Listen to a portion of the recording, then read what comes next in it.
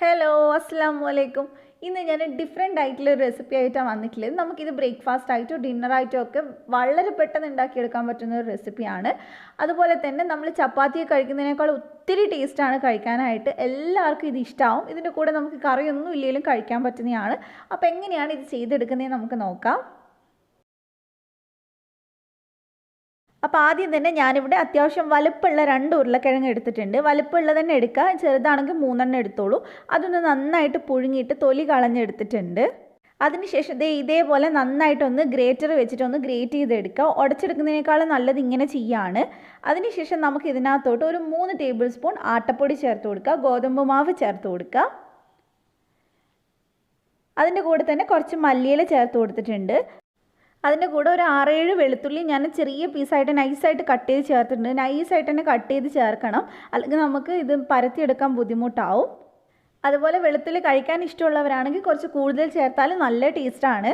ഇനി നമുക്ക് ഇതിനകത്തോട്ട് ഒരു 1/4 ടീസ്പൂൺ കുരുമുളക് പൊടി ചേർത്ത് കൊടുക്കാം. അതേപോലെ തന്നെ ഒരു 1/4 ടീസ്പൂൺ മുളക് പൊടിയും കൂടി ഞാൻ ചേർത്ത് കൊടുത്തിട്ടുണ്ട്. പിന്നെ ആവശ്യത്തിന് ഉപ്പ് ചേർത്ത് കൊടുക്കാം. ഇനി നമ്മൾ ഇതിൻ്റെ കൂടെ ചേർക്കുന്നത് അരിപ്പൊടിയാണ്. ഞാനിവിടെ ഒരു 4 ടേബിൾ സ്പൂൺ ചേർത്തിട്ടുണ്ട്. അപ്പോൾ നിങ്ങൾ എടുക്കുന്ന ഉരുളക്കിഴങ്ങിൻ്റെ വലുപ്പത്തിനനുസരിച്ച് ഈ പൊടികൾ മാറ്റം വരും. അപ്പോൾ നിങ്ങൾ ആട്ടപ്പൊടി 3 ടേബിൾ സ്പൂൺ ചേർക്കുക. എന്നിട്ട് അരിപ്പൊടി ചേർക്കുന്ന സമയത്ത് ആദ്യം ഒരു 3-4 ടേബിൾ സ്പൂൺ ചേർത്തിട്ട് ആവശ്യമുണ്ടെങ്കിൽ മാത്രം അവസാനം ചേർത്ത് കൊടുത്താൽ മതി. ഇനി ഇതിലേക്ക് ഞാനിവിടെ 2 ടീസ്പൂൺ ഓയിലും കൂടി ചേർത്തിട്ടുണ്ട്. ഓയിൽ ഏതെടുത്താലും കുഴപ്പമൊന്നുമില്ല, വെളിച്ചെണ്ണ വേണേലും എടുക്കാം. എന്നിട്ട് നമുക്കിത് നന്നായിട്ടൊന്ന് കുഴച്ചെടുക്കാം. നമ്മൾ ആദ്യം എടുക്കുന്ന സമയത്ത് ഭയങ്കര ഡ്രൈ ആയിട്ട് തോന്നും, പക്ഷേ ഉരുളക്കിഴങ്ങാണ് നമ്മൾ നല്ലപോലെ പ്രസ് ചെയ്ത് കുഴക്കുമ്പോൾ അത് ശരിയാവും.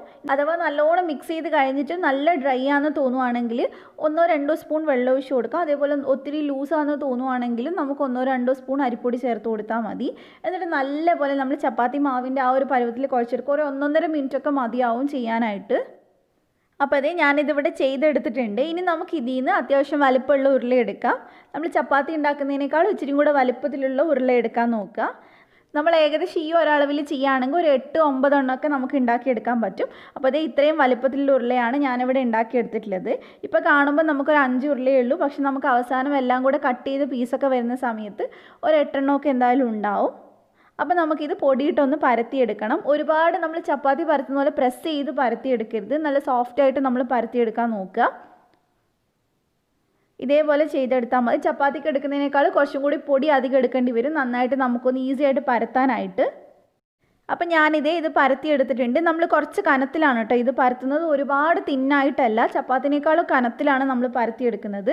എന്നിട്ട് നമ്മൾ ഇതുപോലെ എന്തെങ്കിലും ഒരു റൗണ്ടായിട്ടുള്ള എന്തെങ്കിലും ഒരു പാത്രം വെച്ചിട്ട് ഒന്ന് കട്ട് ചെയ്തെടുത്താൽ മതി. കാണാൻ നല്ലൊരു ഭംഗിക്ക് വേണ്ടിയിട്ടാണ്. എന്നിട്ട് ഈ ബാക്കിയുള്ള പീസ് നമുക്ക് അങ്ങ് എടുത്ത് വെക്കാം. ലാസ്റ്റ് നമുക്ക് ഉരുട്ടിയിട്ട് അതും നമുക്ക് പരത്തിയെടുക്കാവുന്നതാണ്. അപ്പോൾ ഈ ഒരു കനത്തിലാണ് നമുക്ക് വേണ്ടത്. ഇനി നമ്മൾ ഇതിനകത്തോട്ട് കുറച്ച് എള്ള് ചേർത്ത് കൊടുക്കുന്നുണ്ട്. കറുത്ത എള്ള്, അത് ഓപ്ഷനിലാണ്. കുട്ടികൾക്ക് കൊടുക്കുവാണെങ്കിൽ എള്ള് നല്ലതല്ല. അപ്പോൾ അങ്ങനെ ഉണ്ടെങ്കിൽ നിങ്ങളുടെ കയ്യിലുണ്ടെങ്കിൽ ചേർത്ത് കൊടുക്കുക. അതുപോലെ തന്നെ കഴിക്കാനും നല്ല ടേസ്റ്റാണ്. അപ്പോൾ ഞാൻ കുറച്ച് അധികം ഇട്ട് കൊടുത്തിട്ടുണ്ട്. എന്നിട്ട് ജസ്റ്റ് ഇതുപോലെ ഒന്ന് അതിൻ്റെ മേലിലൊന്ന് പ്രസ് ചെയ്ത് കൊടുത്താൽ മതി. അല്ലാതെ പരത്തിയെടുക്കുകയൊന്നും വേണ്ട. ജസ്റ്റ് ഇങ്ങനെ ഒന്ന് റോൾ ചെയ്യുമ്പോൾ തന്നെ അത് അതിൽ പിടിച്ചിരുന്നോളും. അപ്പോൾ ഇത്രയേ ഉള്ളൂ. ഇനി നമുക്കിത് ചുട്ടെടുക്കാം. നമ്മൾ സാധാരണ ചപ്പാത്തി ചുടുന്ന പോലെ തന്നെയാണ് ഇതും ചുടുന്നത്. അപ്പോൾ ഞാനിവിടെ കുറച്ച് വെളിച്ചെണ്ണ ഒഴിച്ച് കൊടുത്തിട്ടുണ്ട്. അപ്പോൾ കുറച്ച് അധികം ഓയിലിൽ ചെയ്യാൻ ഇഷ്ടമുള്ളവർ അങ്ങനെ ചെയ്യുക. ഇതുപോലെ ഒഴിച്ചിട്ട് ഒന്ന് നന്നായിട്ട് പരത്തി കൊടുത്താൽ മതി. അതിനുശേഷം നമ്മൾ ഇതേപോലെ ഒന്ന് ചുട്ടെടുക്കുക. സാധാരണ ചപ്പാത്തി ചുടുന്ന പോലെ തന്നെ തിരിച്ചും മറിച്ചുവിട്ടൊന്ന് ചുട്ടെടുത്താൽ മതി. തിരിച്ചിടുന്നതിന് മുമ്പായിട്ട് മേൽഭാഗത്ത് കുറച്ച് ഓയിലൊന്ന് തടവി കൊടുക്കുക. എന്നിട്ട് നമുക്കതൊന്ന് തിരിച്ചിട്ട് കൊടുക്കുക. നമ്മളിതൊരു മീഡിയം ഫ്ലെയിമിലാണ് വേവിച്ചെടുക്കുന്നത്. ഒരുപാട് നേരമൊന്നും വേണ്ട വേവിക്കാനായിട്ട്. ചപ്പാത്തിയൊക്കെ വേവുന്ന അത്രയും തന്നെ സമയം മതി. കാരണം നമ്മൾ ഇതിനകത്ത് ചേർത്ത അരിപ്പൊടിയും ഗോതമ്പും ഒന്ന് വേവാനുള്ള സമയം വേണ്ടുള്ളൂ. അപ്പോൾ ഇതിവിടെ റെഡി ആയിട്ടുണ്ട്. ചെറുതായിട്ടൊന്ന് പൊങ്ങി വരും, അവിടെ ഇവിടെ ആയിട്ട് കുമ്പള പോലെ പൊങ്ങി വരും. അപ്പോൾ ഇനി നമുക്കിതെടുത്ത് മാറ്റാം. ഇതേപോലെ തന്നെ നമുക്ക് ബാക്കിയുള്ളതും കൂടി ഒന്ന് ചുട്ടെടുക്കാം. അപ്പോൾ ഇത്രയേ ഉള്ളൂ. നല്ല സിമ്പിളായിട്ട് ചെയ്തെടുക്കാൻ പറ്റുന്ന ഒരു ബ്രേക്ക്ഫാസ്റ്റാണ്. എല്ലാവർക്കും ഇത് കൊടുത്തു കഴിഞ്ഞാൽ ഇഷ്ടമാവും. ഇങ്ങനെയാണ് ഇരിക്കുക. അത്യാവശ്യം നല്ല സോഫ്റ്റ് ആയിട്ട് തന്നെയാണ് ഉണ്ടാവുക. അതുപോലെ തന്നെ ഇത് കുട്ടികൾക്ക് കൊടുക്കുകയാണെങ്കിൽ ടൊമാറ്റോ സോസിൻ്റെ കൂടെ കൊടുക്കുകയാണെങ്കിൽ അവർക്ക് ഭയങ്കര ഇഷ്ടമാവും. അല്ലാത്തവർക്ക് ഒരു തേങ്ങാ ചമ്മന്തിയൊക്കെ ഉണ്ടെങ്കിൽ നല്ലോണം ഇഷ്ടമാവും. ഒന്നും ഇല്ലെങ്കിലും കഴിക്കാൻ, ചുമ്മാ ചായയുടെ കൂടെ കഴിക്കാനും നല്ല ടേസ്റ്റ് തന്നെയാണ്. അപ്പോൾ നമ്മൾ കട്ട് ചെയ്യുമ്പോൾ ഇങ്ങനെയാണ് ഉണ്ടാവുക. അപ്പോൾ നല്ല ടേസ്റ്റി ആയിട്ടുള്ള ഈ ബ്രേക്ക്ഫാസ്റ്റ് പെട്ടെന്ന് തന്നെ എല്ലാവരും ഒന്ന് ട്രൈ ചെയ്ത് നോക്കുക. എന്തായാലും ഇഷ്ടമാവും. നല്ല ഡിഫറെൻ്റ് ആയിട്ടുള്ളൊരു റെസിപ്പിയാണ്.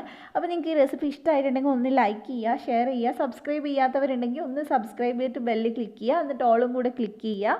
എന്നാൽ മാത്രമേ ഞാൻ വീഡിയോസ് ഇടുമ്പോൾ നോട്ടിഫിക്കേഷൻ വരുള്ളൂ. അപ്പോൾ ഇതേപോലെ തന്നെ മറ്റൊരു ഡിഫറെൻ്റ് ആയിട്ടുള്ള റെസിപ്പി ആയിട്ട് ഇൻഷാ അല്ലാഹ് നമുക്ക് വീണ്ടും കാണാം. Thank you for watching.